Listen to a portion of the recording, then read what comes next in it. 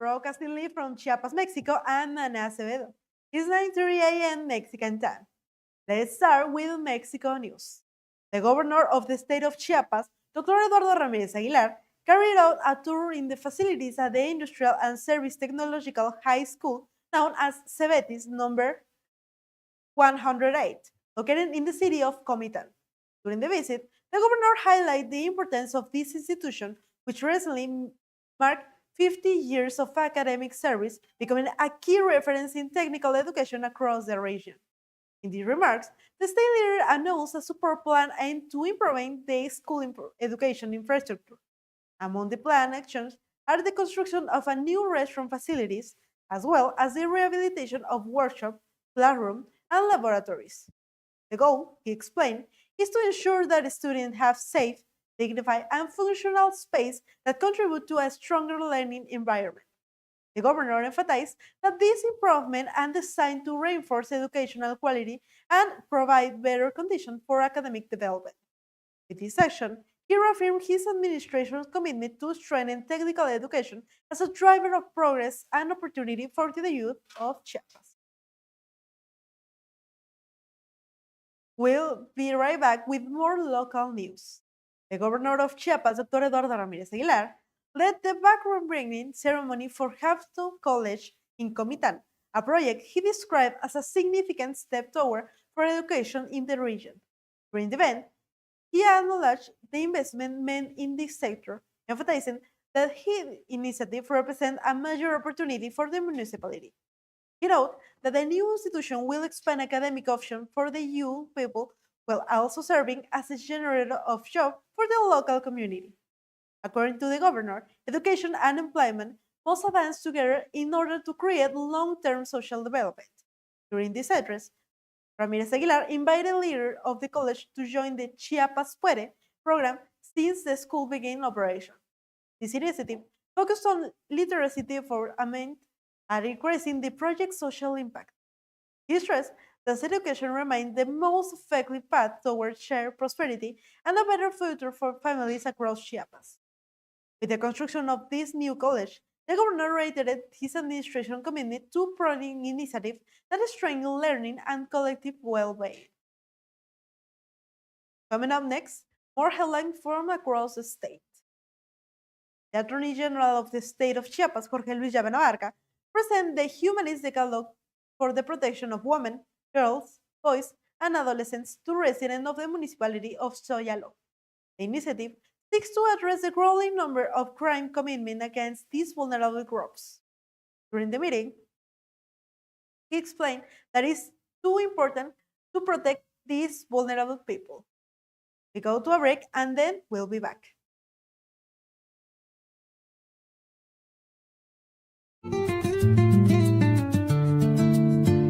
ContraPeso Noticias. El lado honesto de la noticia. ContraPeso Noticias. Síguenos en todas nuestras redes sociales. Somos ContraPeso Noticias. ContraPeso Noticias. ContraPeso Noticias. ContraPeso Noticias. ContraPeso Noticias. ContraPeso Noticias. Somos ContraPeso Noticias. ContraPeso Noticias. La chula sigue ContraPeso Noticias. El viento sopla historias de madrugada. We're back, and here's more information you need to know. Dr. Karina Montesinos Cárdenas, head of the State Commission for Water and Sanitation of Chiapas, known as SEAS, report that efforts continue to strengthen women participation and leadership within the water section. State that the institution remains firmly committed to equal opportunities and to recognize female talent in water management, a strategic area for sustainable development. Montesinos Cárdenas explained that this action aligns with the vision of Governor Eduardo Ramirez Aguilar, who promotes an inclusive and human-centered government focused on empowering women across all areas of public and social life in Chiapas.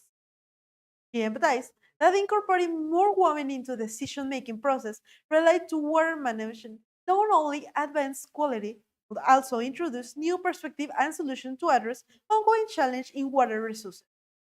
Through this effort, TEST aims to consolidate a participatory and fair management model that reflects the state commitment to share prosperity and social well-being. We go to a break and we'll be back.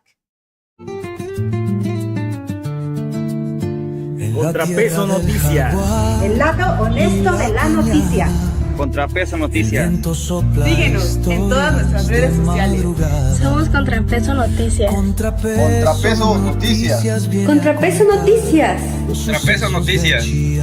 Contrapeso Noticias. ContraPeso Noticias.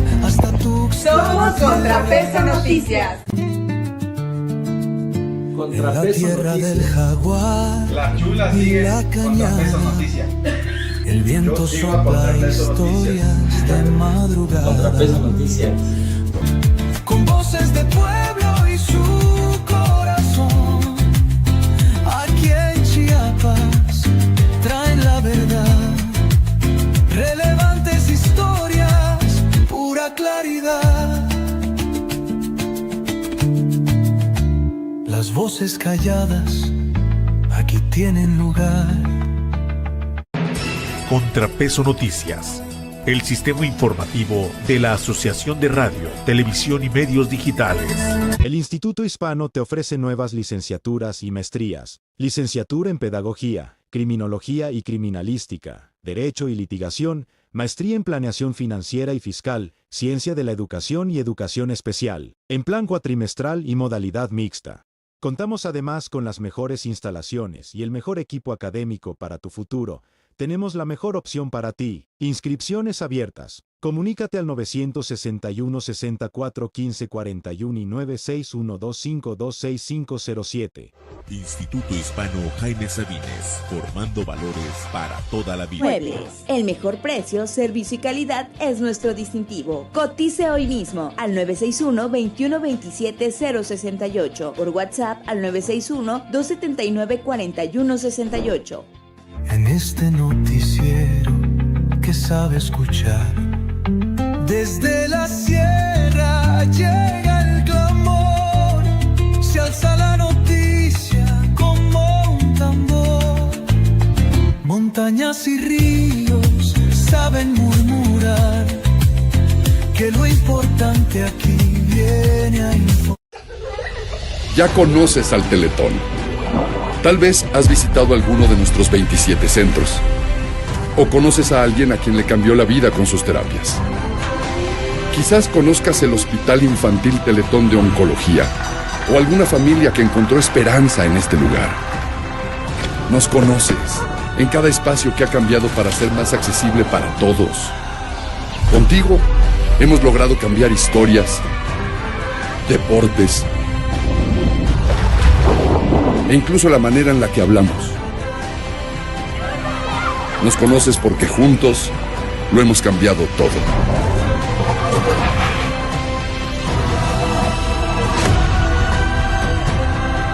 Y prepárate, porque todavía hay mucho más por cambiar.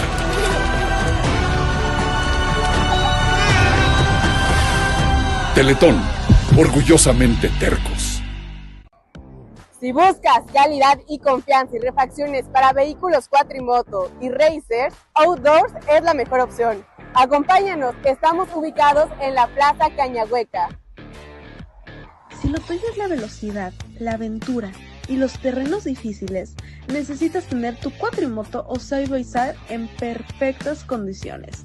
Outdoors es tu mejor aliado, ofreciéndote calidad, confianza y los mejores repuestos para que nada detenga tu ruta. Desde refacciones especializadas hasta los accesorios que potencian tu experiencia, aquí encontrarás todo lo que necesitas para que cada salida sea inolvidable. Porque sabemos que la adrenalina no espera, Outdoors te brinda productos resistentes, duraderos y listos para el desafío. ¿Buscas piezas para tu racer? ¿Necesitas accesorios para mejorar el rendimiento de tu vehículo deportivo? En Outdoors lo tienes todo. Con su amplia gama de productos, la única preocupación que tendrás será decidir cuál será tu próximo destino. No dejes que los límites te detengan. Contacta a Outdoors 938-124-8046 y descubre por qué son la mejor opción para quienes viven con intensidad. Outdoors, donde la adrenalina y la calidad se encuentran. ContraPeso Noticias. El lado honesto de la noticia. ContraPeso Noticias. Síguenos en todas nuestras redes sociales. Somos ContraPeso Noticias. ContraPeso Noticias. ContraPeso Noticias. ContraPeso Noticias. ContraPeso Noticias. ContraPeso Noticias. The head of the National Forestry Commission, known as CONAFOR in Chiapas, Master Carlos Morales Vázquez, announced the signing of an agreement focused on delivering financial resources for dry forest project in the municipality of Ocosucuautla. Communities from Ocosucuautla, Cintalapa, and Jiquipilas participated by the event and will benefit directly from the action outlined in the program. According to the official, a total of 100.5 hectares will be addressed across the 3 municipalities. The work will include productive restoration, soil conservation, and biodiversity recovery. In total, 33 beneficiaries will be responsible for carrying out these efforts, aimed to strengthen local activity and ensuring responsible management of natural resources.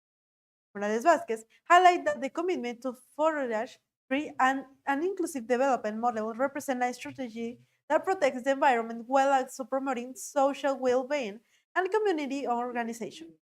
With this initiative, authorities reaffirm that sustainable forestry development not only safeguards Chiapas' natural health, but also create real opportunities for progress among participation families.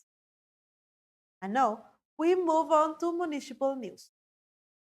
Local Congresswoman Marcela Castillo announced that participants have now been selected for the first parliament title, Young Women Transforming Chiapas. The initiative seeks to strengthen the voice, leadership, and civic participation of young women through the state. During her statement, the legislator proudly congratulated each of the select participants, noting that his space provides an opportunity for dialogue, proposal, and collective construction based on diverse ideas and experiences. He emphasized that the project represents an important step toward inclusion and toward reinforcing women's participation in public life. Castillo also addressed young women who were not selected this time, encouraging them to remain active, organized, and outspoken. She stated that Chiapas needs more critical and committed women to continue advancing social and political transformation. The Congresswoman reaffirmed that this parliament demonstrates how young women can become leading voices in the changes the state requires. And after an operation lasting more than 15 hours, federal forces arrested César Alejandro Sepúlveda Leyano, known as El Botox, identified as the leader of the criminal group Los Blancos de Troya. The arrest took place in the municipality of Buenavista, Michoacán, with the participation of the Mexican Army, the National Guard, the personnel from the Ministry of Security and Citizen Protection.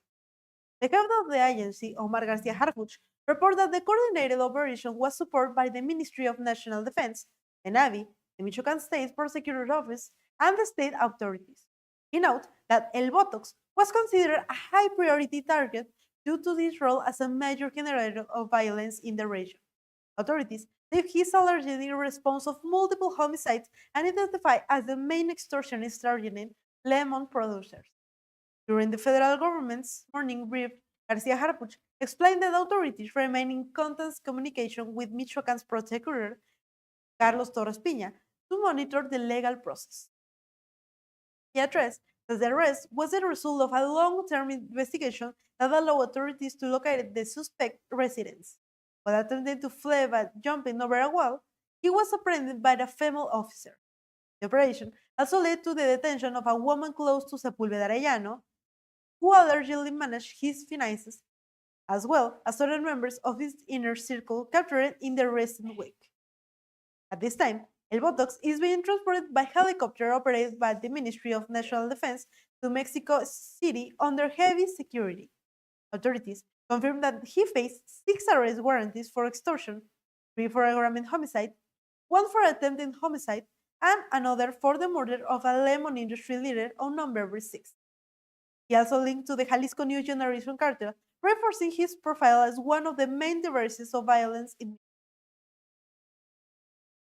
And we'll be back with more international headlines.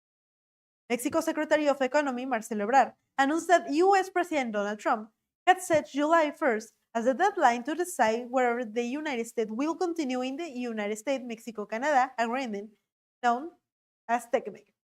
In an interview, Ebrard stated that the deadline is established by law and will provide clarity regarding the future of the trade agreement. He stated that negotiations are already 90% complete and what the stage addressment Washington's main concern was concluded, involving 54 specific issues. The next phase, he explained, will focus on defining each country's objectives using the current agreement as the foundation. Despite ongoing trade tension between the United States and other partners, there are still logical suggestions that President Trump will seek to maintain a stronger economic relation with Mexico under the TECMEC framework. He added that one of the Mexico primary goals is to reduce or eliminate tariffs, noting that there are reasonable grounds to expect the agreement will be renewed with limited adjustments, always with the existing legal framework. President Calderón echoed that position, stating that the U.S. will remain in place due to the deep commercial trade among the three countries. During her morning press conference on January 22nd, she said her administration will work to prevent a rupture and confirmed she will hold talks with Canadian Prime Minister Mark Carney and President Trump to ensure continuity of the agreement.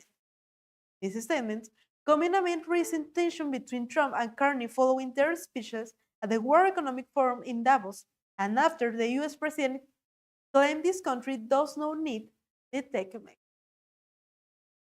And continue with more news developing story.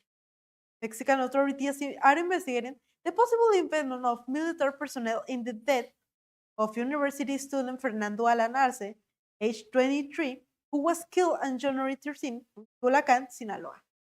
The Secretary of National Defense, General Ricardo Trevilla, confirmed that the young man died during an armed confrontation between soldiers and suspect criminals. According to his account, military forces were pursuing an armed group that had attacked them with the fatal shooting occurred. However, Arce's parents stated that their son was traveling in a vehicle accompanied by a woman who was seriously injured and that both were fired upon being mistaken for criminals.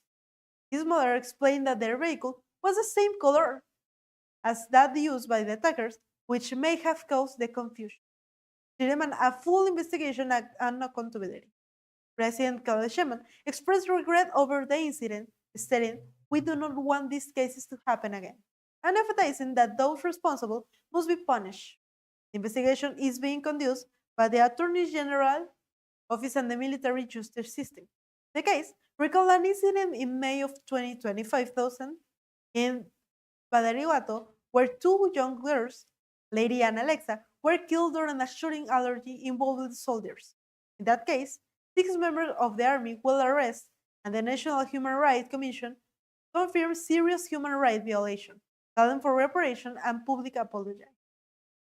Violence in Sinaloa has intensified since September of 2024, following a dispute between the factions known as Los Chapitos and supporters of Ismael El Mayo Zambada.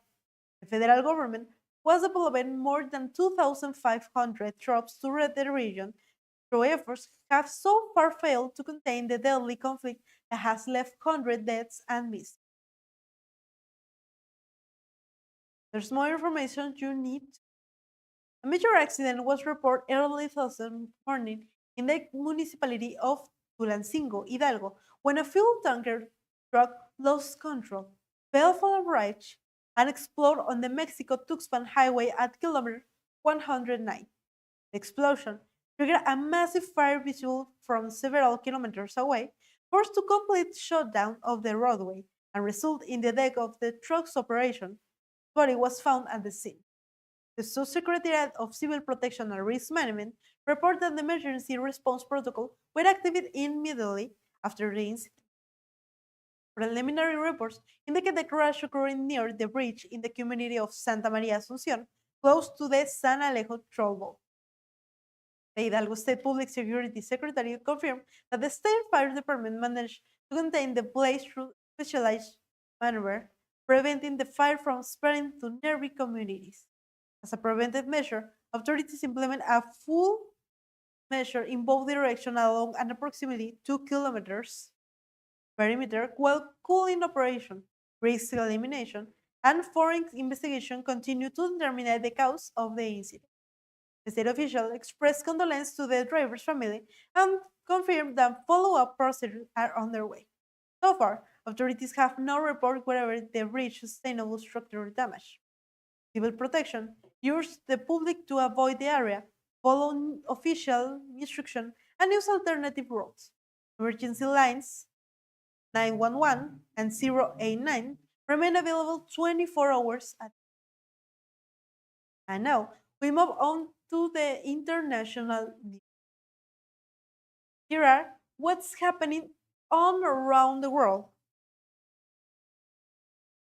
US President Donald Trump announced Wednesday that a framework for a future agreement on Greenland has been established following several days of tension with NATO allies and with Denmark, the sovereign nation of the Arctic island. In recent statement, Trump has threatened economic sanctions and even suggests to possibly use the force to annex the territory. However, during the World Economic Forum in Davos, he reversed course and withdrew those warnings. The announcement followed a meeting with NATO Secretary General Mark Rutte. Trump said discussion will continue but provide no specific details. Rutte later clarified that Danish sovereignty was not discussed during the meeting. Denmark's Prime Minister Mette Frederiksen reiterated that while her country is open to political and economic dialogue, its sovereignty is not negotiable. Greenlandic lawmaker Aja Chemins echoed that position, stating nothing about us without us. Concerns have grown in Greenland, where Foreign Minister Vivian Mossberg clarified that she did not ask Rutte to negotiate on the island behalf, rather to convey Greenland red lines directly to Trump. Meanwhile, the United Kingdom has proposed the creation of an Arctic Sentinel to strengthen regional security, similar to measures used in the Baltic Sea. The United States has maintained a military presence in Greenland since 1951, with more than 100 personnel stationed at the Putnik base. Trump insists that a leisure agreement is insufficient and agrees that ownership is necessary to counter threats from Russia and China. In addition to this strategically located, Washington has expressed interest in Greenland's rare earth mineral reserve, considered vital for the technology industry.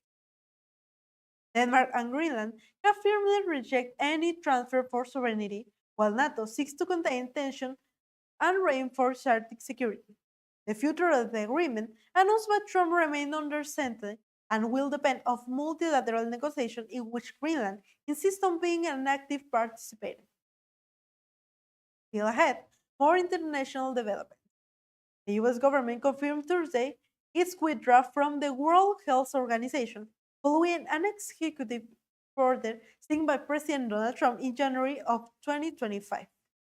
The announcement made by the Department of Health has sparked international concern over the impact on global health cooperation and over the hundreds of millions of dollars the United States owes the organization. Trump was initiated a similar process during his first term, accusing the WHO of committing the COVID-19 pandemic and criticizing him responsible to other global health crises. In the new executive order, he cited a lack of international reforms and what he described as undue political influence by certain member states, referring to China. A Health Department official noted that the United States once contributed to the 25% of the WHO's total budget, despite never having an American Director General. The official added that the organization prevents other nations from increasing their contribution, placing a disparate burden on Washington. The Trump administration reiterated that it will not pay dues for the 2024 to 2025, 2024-25 period, estimated between $260 and $280 million. Another official recalled that a joint congressional resolution from 1948, under which the U.S. joined to WHO's, granted the country the rights to withdraw with prior payment obligation. Despite concern about international cooperation, The administration started it will continue working directly with country and health ministry through bilateral relationships that respect national sovereignty. However, the US exit raises a serious question about the EU's ability to respond to future pandemic without the financial and political backing of one of these most influential members. And with more international story, Canadian Prime Minister Mark Carney strongly rejected remarks made by US President Donald Trump, who suggests in Davos that Canada survives thanks to its southern neighborhood. In a national address from Quebec, Carney stated that while Canada and the United States have built an extraordinary partnership, his country exists and prosperity are the result of its own people. We own our country. This is our country. This is our future, he declared. The measure followed threatened comments by Trump since he returned to the White House in 2025, in which he has explained interest in annexing Canada. Without mentioning Trump by name, Carney warned in Davos that the US led global governance system is experiencing a fracture and that middle power must recognize the new international reality. He called on those nations to chart a new collective path to defend core democratic values, emphasizing that Canada must serve as a model at a time marked by what he described as democratic decline. His speech at the World Economic Forum was met with a standing ovation, reflecting strong international support. Trump later responded from Davos, accusing Carney of ingratitude and repeating his claim that Canada lives thanks to the United States. The exchange has intensified diplomatic tension as Ottawa seems to reaffirm his sovereignty and global leadership in the face of pressure from Washington. And finally, developments in South America. Colombia announced Thursday the imposition of a 30% tariff on 20 product imports from Ecuador, along with the suspension of electricity export to that country. The decision comes in response to similar measures announced by the government in Quito against Colombia goods. Ecuador tariff set to take effect on February 1st was intensified by President Daniel Noboa, who cited a trade deficit and alleged lack of cooperation from Bogota in the fight against drug trafficking, accusation rejected by Colombian authorities. Colombian Minister of Trade, Industry and Tourism, Diana Marcela, stated that the tariff is a proportional, temporary, and renewable action aimed at restoring balance in trade and projection the country's productive sector. Meanwhile, Energy and Mines Minister Edwin Palma confirmed the issuance of a resolution suspending international electricity transactions with Ecuador, one of the main destinations from Colombia's energy export. Colombia exports electricity, medicines, vehicles, plastic, cosmetic, necessities, and fuels to Ecuador while importing fish, wood, and vegetable oils. The Ecuadorian export affected by the measure are valued at approximately $250 million. President Gustavo Petro defended Colombia's anti-narcotic operation, saying that authorities have seized 200 tons of cocaine along the Ecuadorian border and reaffirmed the country's willingness to collaborate in combating fentanyl traffic. Noboa, who has made security the cornerstone of this administration, was declared a state of emergency and deployed more than 10,000 soldiers in the most violent provinces. The trade dispute followed with a broader regional climate of diplomatic strain, recalling the crisis between Ecuador and Mexico in 2024, following the raid on the Mexican embassy in the outcome of the conflict between Bogota and Quito will now depend on the ability of both governments to resume dialogue and prevent further deterioration on bilateral relations.